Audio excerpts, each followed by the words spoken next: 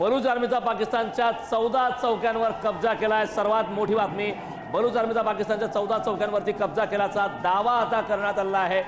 त्यामुळे एकीकडे बलुचिस्तान पाकिस्तानवरती या ठिकाणी तुटून पडल्याचं दिसतंय। बलूच आर्मीचा पाकिस्तानच्या 14 चौक्यांवरती कब्जा केल्याचा दावा आहे।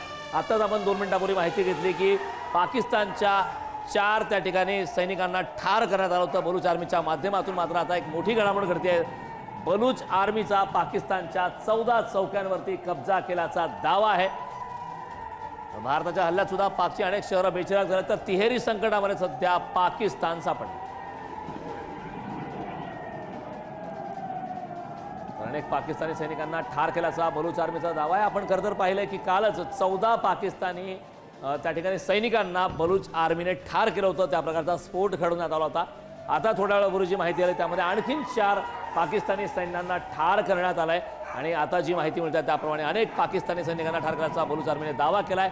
14 चौक्यांवरती बलूच आर्मीने ताबा घेतलाय, कब्जा केल्याचा दावा आहे। त्यामुळे आगामी काळात या संदर्भात काय घडामोडी घडतात हे पाहणं महत्त्वाचं आहे। एकीकडे भारतावरती ड्रोन हल्ला करण्याचा त्या ठिकाणी जो डाव होता, जो कट होता, तो भारतीय सैन्याने उधळून लावलेला आहे। अंतर्गत संघर्षामुळे पाकचा लष्कर प्रमुख अडचणीत आलेला आहे। इम्रान खान समर्थक रस्त्यावरती उतरलेत। इम्रान खानना त्या ठिकाणी जेलमधून बाहेर काढावं अशी मागणी करत पाकिस्तानमधील इम्रान खान समर्थक रस्त्यावर आलेले आहेत। आणीबाणी जाहीर करण्यात आल्या। तब्बल 10 शहरांमध्ये पाकिस्तानमध्ये आणीबाणी जाहीर करण्यात आली।